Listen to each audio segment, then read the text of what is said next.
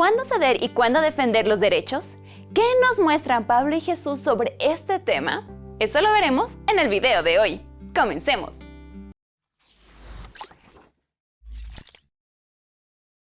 Se puede aprender mucho del derecho y de la libertad religiosa y la separación de iglesia y Estado en el libro de Hechos. Y de entre los personajes de este libro, uno de los que estimaba la libertad religiosa fue Pablo. Una de las ciudades donde trabajó por más tiempo fue Corinto. Allí, el procónsul Galión se opuso a usar el poder del Estado para juzgar los temas religiosos con los que se acusaba a Pablo. Era una ciudad donde había libertad. Cuando en otra ciudad sí fue arrestado, Pablo se defendió diciendo: «No he cometido ningún delito, ni contra la ley de los judíos, ni contra el templo, ni contra el emperador. Si he cometido algún delito que merezca la muerte, no me niego a morir». De esta forma, señaló la diferencia entre una ofensa religiosa y una civil, y sus mismos jueces reconocieron que era inocente. Pero cuando uno de ellos amenazó con enviarlo a Jerusalén, donde había planes de matarlo, Pablo reclamó sus derechos para escapar del peligro y pidió que César mismo lo juzgara. Pablo tenía la ciudadanía romana, la mejor de la época, llena de garantías y privilegios. ¿Cuáles son tus derechos y qué protección te brindan? Pablo supo bien cuándo defenderlos y cuándo renunciar a ellos.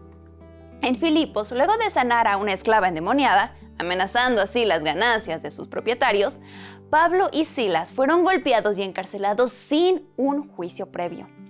Aunque eso era una terrible violación de sus derechos, el comportamiento de Pablo, su canto y el temblor en la prisión impresionaron tanto al carcelero que él y su familia estuvieron entre los primeros miembros de la iglesia en Europa.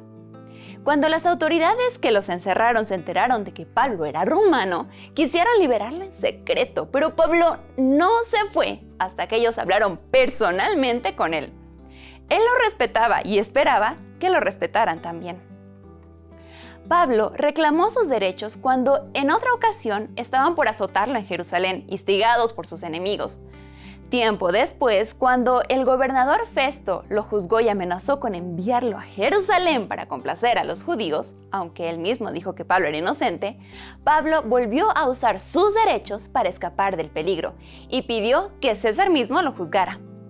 Cuando la libertad de servir a Dios se veía amenazada, Pablo defendía sus derechos. Pero en otras ocasiones renunció a ellos. Por ejemplo, como predicador, él tenía derecho a recibir ayuda económica de las iglesias, pero cuando se levantó el rumor de que predicaba por dinero, decidió renunciar a ese derecho para que el mensaje de Dios no fuera estorbado. ¿Por qué algunas veces defendió sus derechos y otras veces no? Quizá uno de sus argumentos nos ayude a entender. En una ocasión argumentó que si bien los ídolos no tenían poder, era mejor no comer alimentos ofrecidos a los ídolos porque podía confundir a otros creyentes y entorpecer así el avance del evangelio. Pablo valoraba los privilegios y la libertad, pero valoraba más la salvación de los demás. Cuando tomas una decisión, ¿piensas en el impacto que tendrá sobre otros? Debemos defender los derechos que protegen nuestra libertad de adorar a Dios y siempre tener en mente la salvación de los demás. Jesús mostró un ejemplo similar al de Pablo. Siempre defendió su misión divina y respondió a los ataques y preguntas capciosas de sus enemigos. Pero en su juicio final, cuando la salvación de millones estaba en sus manos y sus acusadores no buscaban respuestas sino sangre, él guardó silencio. Quizás si la multitud hubiera estado receptiva, sí hubiera dicho algo. En el siglo XVII, las nuevas colonias en Massachusetts y Nueva Inglaterra decidieron crear un gobierno teocrático.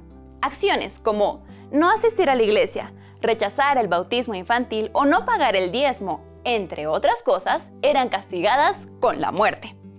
Allí, Roger Williams fue desterrado por defender la separación entre la iglesia y el Estado.